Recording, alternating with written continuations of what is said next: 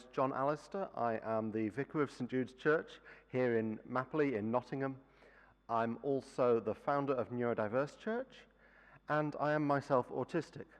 And therefore, I've done quite a lot of thinking over the years about what it means for me to be autistic and for there to be autistic people and neurodiverse people more generally within the life of the church. And there's quite a few interesting pictures that the Bible has that help us understand it a bit better. And one of the pictures I found particularly helpful is the picture of bricks and stones, and what happens if you trace the theology of bricks and the theology of stones through the Bible. We first come across bricks in the Bible in Genesis 11 in the Tower of Babel story. People want to build a tower reaching to the heavens. There's obviously some occult symbolism going on there in the background. Some people have suggested this is a temple for worshipping the stars. It's clearly an attempt by people to get to God on their terms, and of course, as you probably know, it goes horribly wrong. Brick symbolism in the Bible is never good. The second time we see bricks is at the start of Exodus. God's people are enslaved in Egypt. Their job is to make bricks. They get punished if they don't hit their quotas. And right from the start in the Bible, there's this contrast set up between bricks and stones. So one of the key contrasts with the Tower of Babel in Genesis is Jacob's dream in Genesis 28. Both of them have the same sort of language. They both feature towers with their top in the heavens, but in Genesis 28, it's a dream from God rather than a tower that's built by people. The vision is about God coming down to be with people, and the story begins and ends with Jacob setting up a stone, a natural stone rather than a brick. Or after the people escape from their brick-related slavery in Egypt, when they reach Mount Sinai, of course, they receive the 10 Commandments from God, and then they receive a whole load more laws from God. And the first set of laws God gives the people right after the 10 Commandments is to do with how they should worship Him. They're not to make idols or representations of God. Instead, they must make altars out of earth or out of natural stones. They aren't even allowed to use chisels, let alone bricks, to build altars. It's there in Exodus 20, verse 25, straight after the 10 Commandments. And so time and again through the Old Testament, the people worship God at sites made of natural, uncut stone. There's something really important there. Human effort and design, as represented by bricks, leads to hubris and downfall. Stones express something about dependence on God and using what He gives. Even hundreds of years later, when Solomon came to build the temple, he ordered that it needed to be built of quarried stone rather than brick, and that they had to be finished at the quarry because no chisels were to be allowed at the temple building site. It's not going along with exactly how God had said that temples should be built. But he's obviously aware of the rules and he's bending them a bit. Solomon often bends the rules a bit. So he says no noisy construction machinery, no chisels at the temple site, but to build this amazing building that he has planned, they're going to need to cut the stones. Stones rather than bricks are also important for the most memorable use in the Old Testament of this metaphor. In Psalm 118, verse 22, it says, "The stone that the builders rejected has become the cornerstone. This came from the Lord, and it is wondrous in our sight." That there's a stone, says the psalmist, that the builders threw away because they couldn't see how to fit it in. But it turned out that in God's plan, it was the most important stone. It just had to be put in the right place. Of course, this passage is picked up 5 times in the New Testament, all of them talking about Jesus. 3 of them are on the lips of Jesus himself, and twice by Peter, whose name Jesus changed, of course, so that his name is now Rocky. So Rocky used the picture of people being like rocks or stones in a building site. And he says that Jesus is the great, big, weird-shaped rock. A lot of builders come across this rock and reject it because Jesus doesn't fit into the way they want to build their lives. He's inconvenient for their plans, so they ignore him. But, says Peter, actually, Jesus is God's chosen rock. He's meant to be the cornerstone, the one you build everything else around, the key rock that determines the shape of the whole building. Jesus will fit, but only if he's the most important piece. Only if he's the center of your life. Only if he's the center of your church. Otherwise, you end up having to leave him out or reject him. But if you do, he ends up being the rock that you trip over because he is the inconvenient truth that you might be able to ignore for a while, but you can't get rid of, who ends up causing you to stumble and fall. That's what Peter says in 1 Peter 2. I sometimes use the picture of Senyk Castle when explaining this. Senyk Castle in Wales, other castles are available of course, is a big imposing castle on the Welsh coast. It was part of the Ring of Iron built by King Edward I. Senyk is particularly strong and impressive because it's built into a rocky outcrop as part of the structure of the castle itself. When the builders came along to build a castle there, they used stones rather than bricks. Of course they did, it's much stronger that way.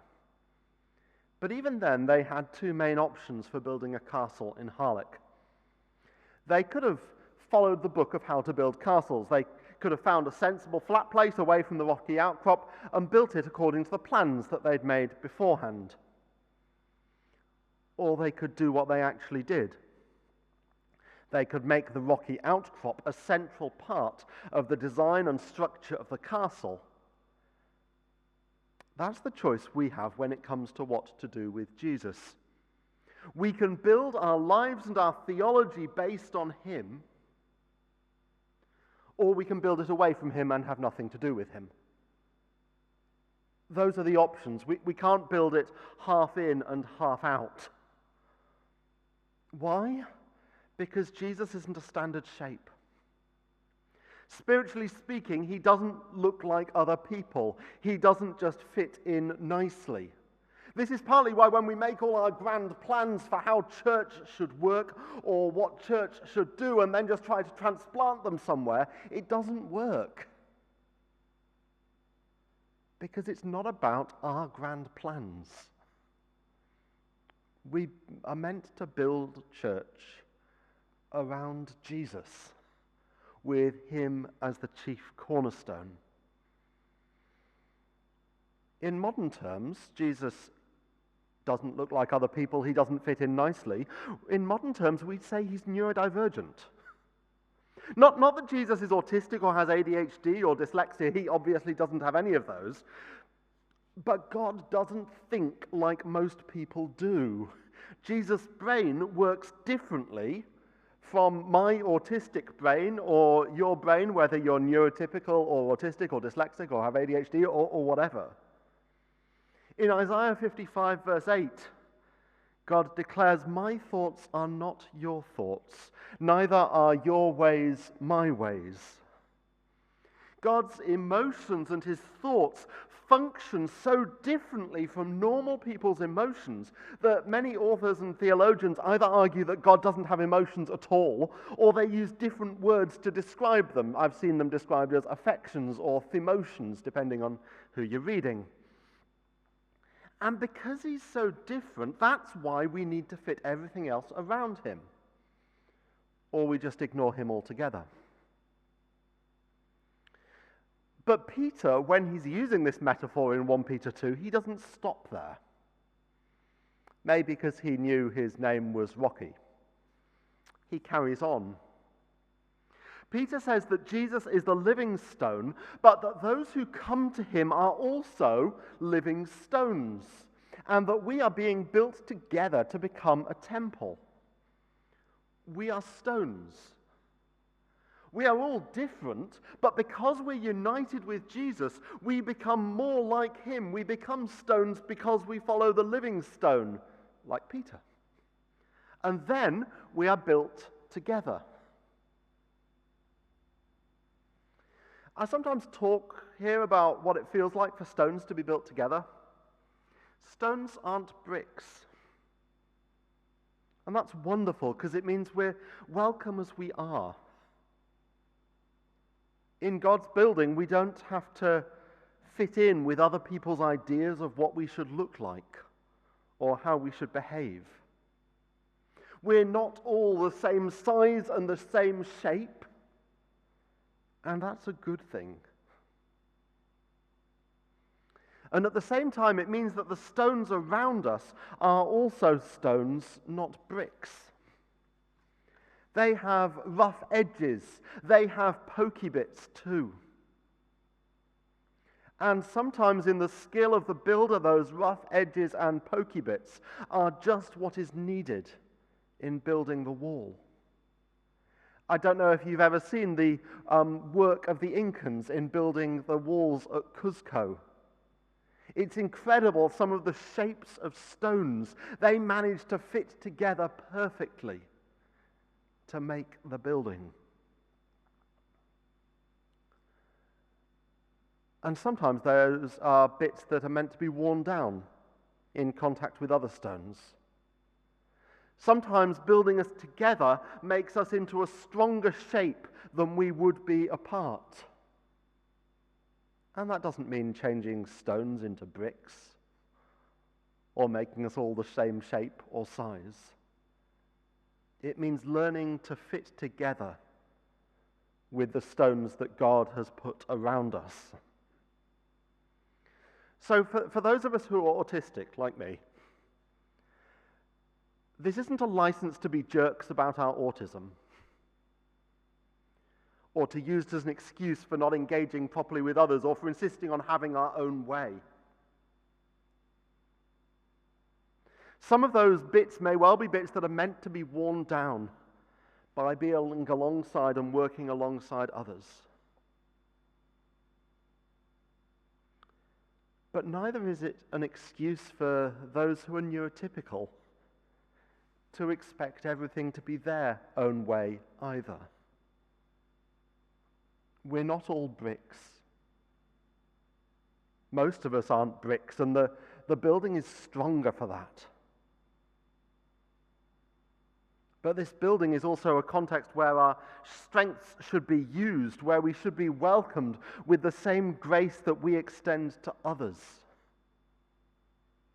This building is a picture both of inclusion, where everyone is welcome just the way we are, and also of transformation, where we're built together to together become something we could not be on our own. And together we become something we could not be if we were all neurotypical. And the building, when it is finished, is a temple. A temple exists so that people can come there and meet with God. That's what Peter means by calling us living stones, that we are meant to be transformed by God, built together into a community that can be stronger and more impressive together than we can be when we're apart. Built on Jesus. Together, holding out the possibility of encounter with God to the wider world. And together, indwelt by God's Holy Spirit as His glory falls on His people. And that works for us in all our differences and diversity because we are based on Jesus, who is different from all of us. And yet who transforms us into His likeness. So what does that mean for us? Well, I think it means we need to recognize that neurodiversity is not a bug, it's a feature. The church is meant to be diverse. It's meant to be neurodiverse. Which means that those of us who are neurodivergent need to be a part of the church in order for it to function properly as the church. It also means that leaders in the church need to make sure that there's room and space for neurodivergent people to be part of the church. If everyone at church looks the same and functions the same and has the same sense of fashion and the same style and the same way of emoting and thinking, then you're doing church wrong. You're trying to build a shrine for God out of bricks rather than out of stones.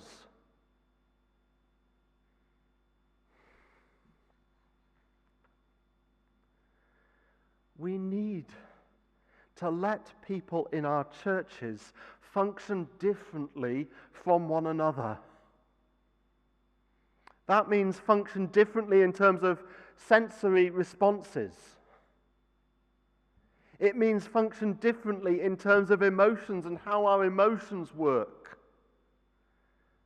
It means we need to let people function differently in terms of behaviors. It means if there's people coming to our church who express that who don't have words and who express that they're happy by moaning and grunting, that it's wonderful when they do that. And they are very welcome here too, because the church is stronger with them than without them. It means that when we're looking to employ folk to work in our churches or to lead our churches, we write a person description, don't we? And so many person descriptions that I have read, the people writing it are obviously neurotypical. And they've imagined what they want their person to look like, and it's basically a brick. A standard-sized, standard-shaped person with a standard number of children and a standard family situation, who relates to people in a standard way. And that's discrimination. That's saying we want things to be the way they always are. We don't want the person God has for us. We want the person that we imagine for us. And that's not the church that you're building. If you're building with bricks, you're building your kingdom, not God's. God says that He gives all different parts of the body, that He provides all the gifts that we need. We shouldn't for a moment expect a foot to work the same as an eye, or for them to look the same, or behave the same, or have the same needs. Different parts of the body are different and function differently. And we need all of them to be part of the church.